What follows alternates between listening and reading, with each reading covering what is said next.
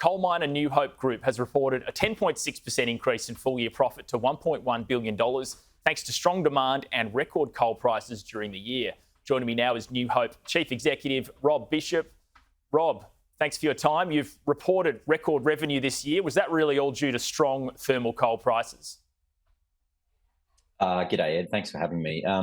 Obviously, coal price has a significant positive impact at the moment, given coal prices. But I think one thing which certainly stood us out against our peers was our disciplined cost control over the past 12 months. We came in at a much lower cost increase compared to our competitors, and we also were more resilient with regards to wet weather earlier in the year. So production stayed strong, and obviously price drove the rest of the profit. It was a record profit for the year on the back of a record profit last year.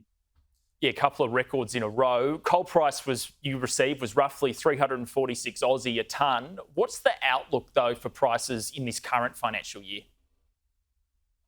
So coal price for nuke coal is around about 160 US. That equates to around 250 Aussie at the moment. So still very strong. Our operations at 250 Aussie coal price remain, very cash positive. And our view is that coal prices will probably strengthen as we head towards the Northern Hemisphere winter.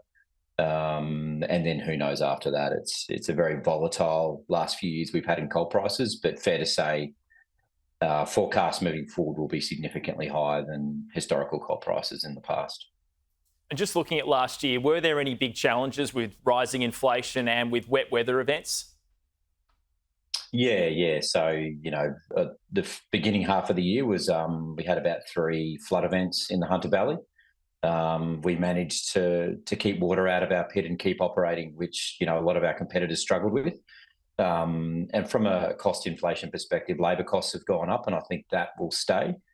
But most of our other inflationary costs or cost increases are either due to fuel, lubricants, tyres, which are very cyclical, fairly well aligned with coal prices. So as coal price comes off, those costs should come off.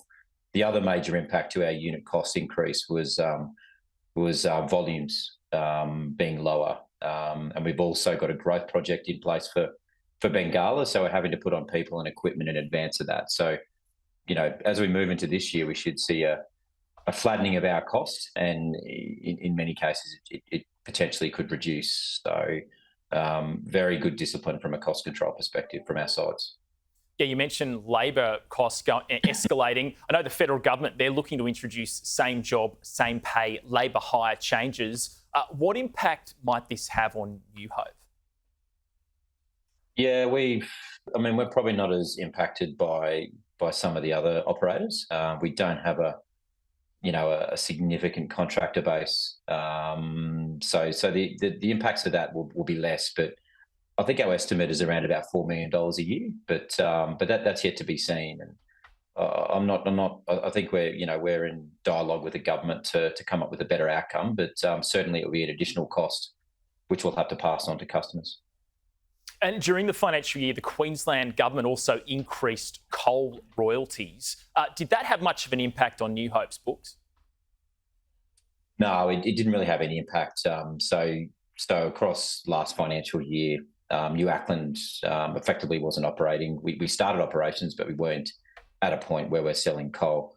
The good news with Auckland is first coal was mined last Thursday, which is very exciting for the workforce out there and also for the local community. So our aim is to have coal washed and on a ship probably later in October, and then we'll see a ramp up over the next couple of years to around about 5 million tonnes product coal, and that's low emission, high energy coal, which is much needed in the transition to a decarbonised economy. And just to explain to us, where are your big customers located? Who are the major source of all this big demand for thermal coal? So our customers, given we're the higher energy end of thermal coal, so that's sort of 6,000 kilocows or above, which is often referred to as Newcastle spec. Most of our customers are Japan and Korea and Taiwan, particularly Japan and Taiwan at the moment. We do see a huge increase in demand from increasing demand and forecasted increased demand from China and India, but we tend to focus on Japan and Taiwan, given their need for lower emission coal, which goes into their supercritical power plants. Rob, thanks so much for your time. We are out of time on the show. Okay. Thanks, Ed. Cheers.